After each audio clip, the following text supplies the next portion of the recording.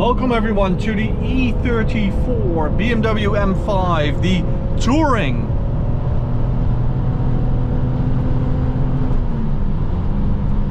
And not just any E34 Touring.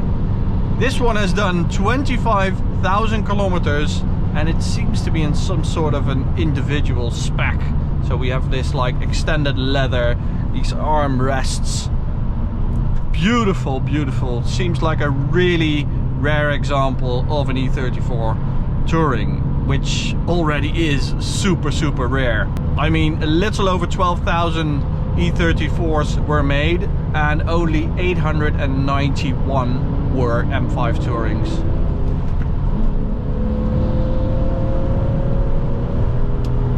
I mean, it's no match for a modern G80, but it still has some serious performance.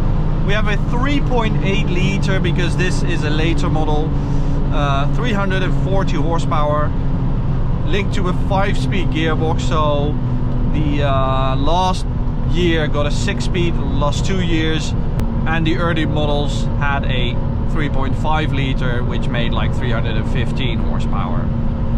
But can you imagine just taking the dogs to the forest, taking your kids to school, going on winter holiday in this magnificent M5 Touring? Just a great car.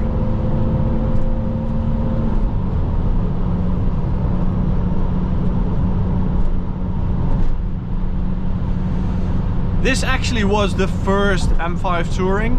So before this we had the E28, but they didn't do a Touring. And then this E34 was introduced as a Touring. After that came the E39. We didn't have a Touring again. Then came the E60 and the E61, so we did have a Touring. Then we had the F10, no Touring. Then we had the F90, no Touring. And now we have the G90 and we once again have a G99 Touring. So this Touring version does feel very different compared to the sedan version. Well, it was the ring taxi that I drove of the E34, so I'm not sure that's completely stock, but you can definitely tell that this car is a little heavier, and the E34 isn't all that lightweight to begin with. So let's find out what it will do 100 to 200.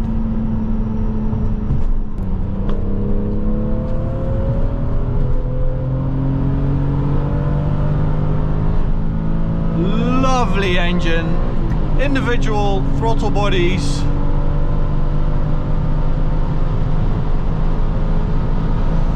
But you do have pretty large cylinders since it's a 3.8 6-cylinder. So it's not super aggressive because the cylinder is that big, and if you have a large capacity cylinder it just won't get, you know, aggressive. But since this is a Touring and more of a daily driver, I think it's quite a nice recipe.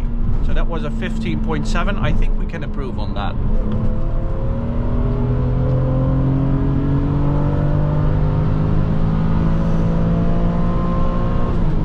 But it sounds really, really good.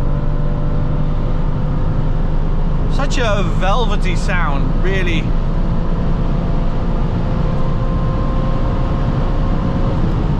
Perfect melody. Very nice suspension setup. It's seriously quick. That's 240 GPS with not even that much space. So the E34 was the first M5 they had to limit to 250.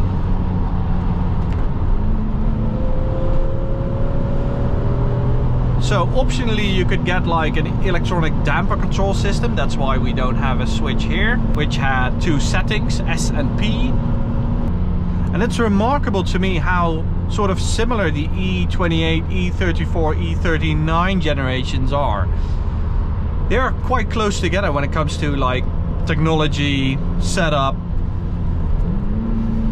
overall feel and connection you have with the car. But that really all changed with the E60. That was a huge difference.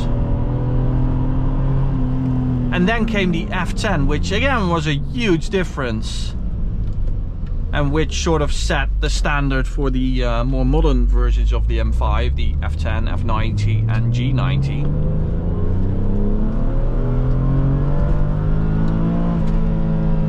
Wow, this really is something special.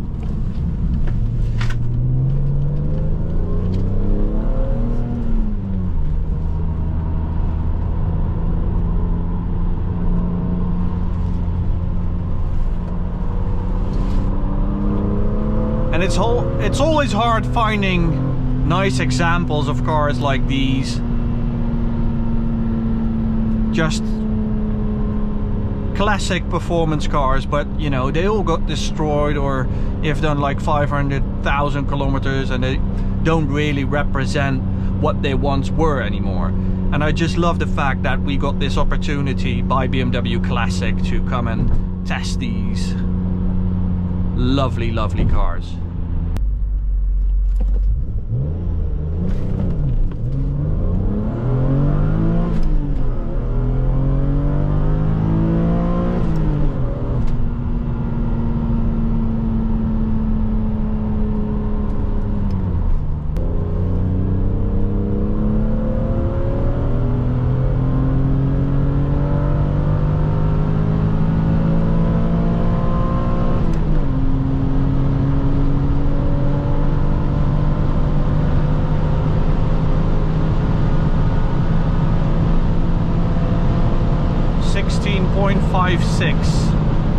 The cool thing about this is that, you know, it has been engineered to be a very sort of comfortable Autobahn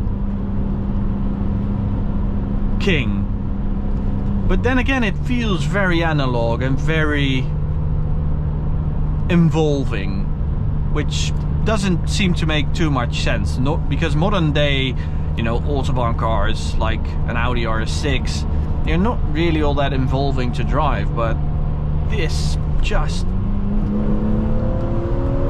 Your arm sits right there, you're going to dial your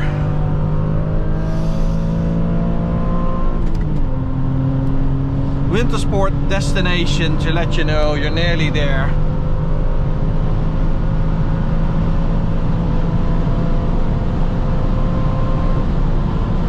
It's really good.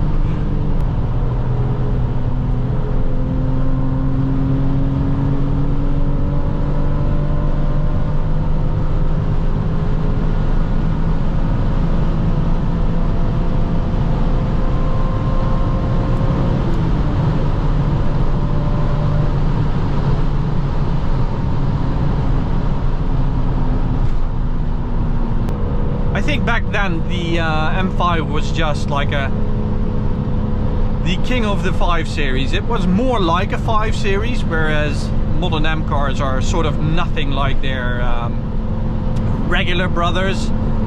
But this is sort of ultimate 5 Series, and that's why it's an M5 instead of it being this track-oriented version of a 5 Series. It just embraces all its characteristics as a 5 Series and sort of amplifies all of them.